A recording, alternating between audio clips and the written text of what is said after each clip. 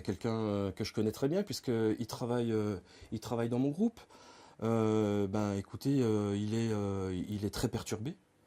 Évidemment, quand on voit le déferlement, le déchaînement médiatique au niveau de cette affaire, mais bon, c'est un coriace, il va faire face, et en plus, il se, il se sent dans son droit légitime, et après analyse des vidéos de témoignages et choses comme ça, on se rend compte que le coup n'est pas du tout volontaire et ne va pas directement au visage.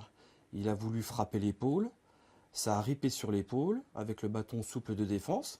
Et ensuite, le bâton a tapé malheureusement au niveau du visage et sur l'arcade, un endroit hypersensible et qui saigne immédiatement, abondamment et qui est effectivement très impressionnant.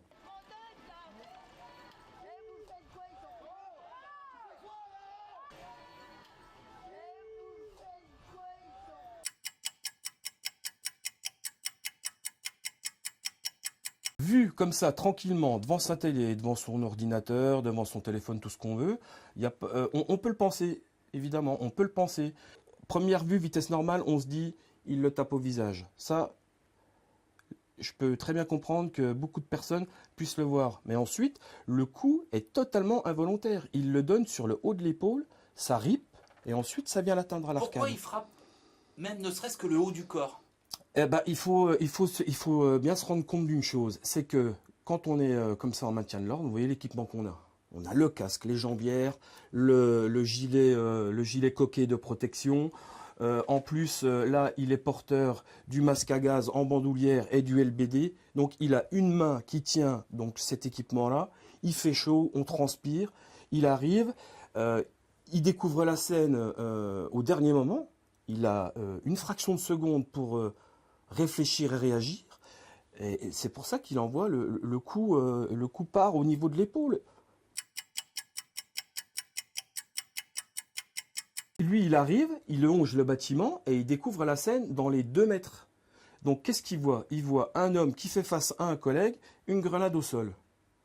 Pour lui, pour que ce collègue puisse ramasser cette grenade en toute sécurité, il donne un coup de matraque de diversion. Si ce coup n'avait atteint que l'épaule sans venir toucher le visage, on n'en aurait même pas parlé. Le problème, c'est que ça a ripé et que ça a atteint le visage et blessé cet homme. Voilà. Donc pour moi, en tant que policier de terrain, j'aurais très bien pu le faire. Très bien pu le faire. On arrive, on analyse la situation très rapidement. En arrivant, comme ça, il regarde, il voit au dernier moment. Et pour moi, il n'y a pas de faute. Il n'y a pas de faute. Le coup n'est pas donné intentionnellement, directement au visage. C'est ça qui est important. C'est un sentiment de colère mélangé à de l'incompréhension et puis surtout un immense ras-le-bol.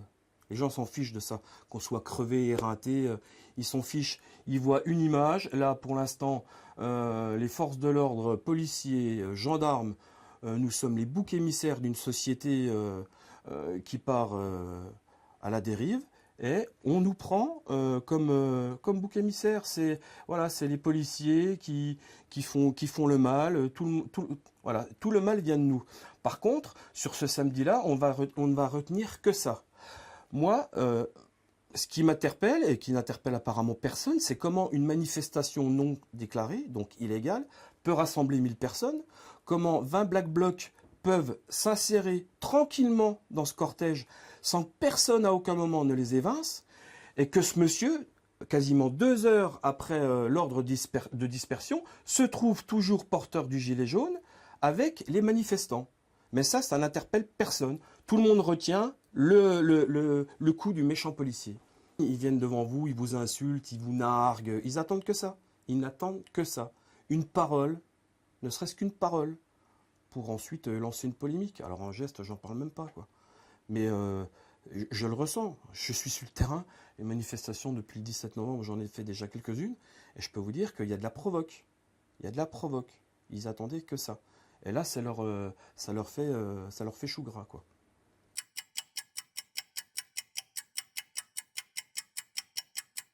Bah, qu'elle fasse toute la vérité. C'est-à-dire? Bah, toute la vérité, et puis comment, elle démontre que mon collègue n'est pas en faute, comme moi je le pense.